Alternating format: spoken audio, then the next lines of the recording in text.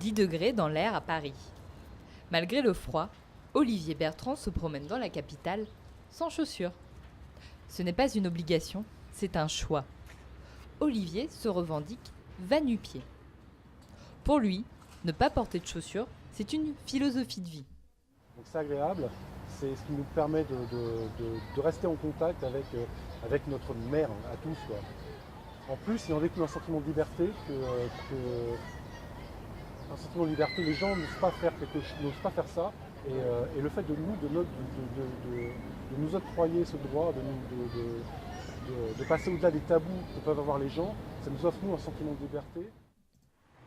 Selon Olivier, sa façon de vivre est plutôt bien tolérée par les gens. Il a peu de remarques négatives sur ses pieds dénudés.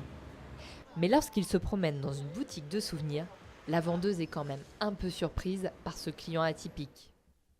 Disons qu'on n'est pas trop habitué, on voit les gens on a des chaussures, ils ont tous des chaussures, disons. Ça nous choque un peu, oui. Je pense pas que ça soit agréable, que le sol il est pas fait pour marcher pieds nus, je pense. Si Olivier a l'habitude de marcher pieds nus dans la rue, cette pratique n'est pas recommandée pour tout le monde. Les spécialistes de la voûte plantaire signalent que nos pieds ne sont plus habitués à être utilisés sans souliers. Marcher pieds nus sans entraînement peut conduire au développement de pathologies.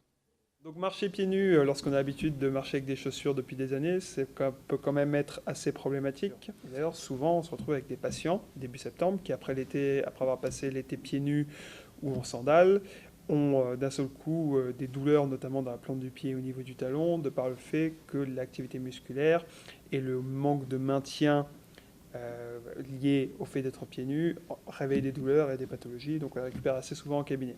Avant de jeter ses chaussures pour adopter la va-nu-pied attitude, il faudra donc muscler ses pieds.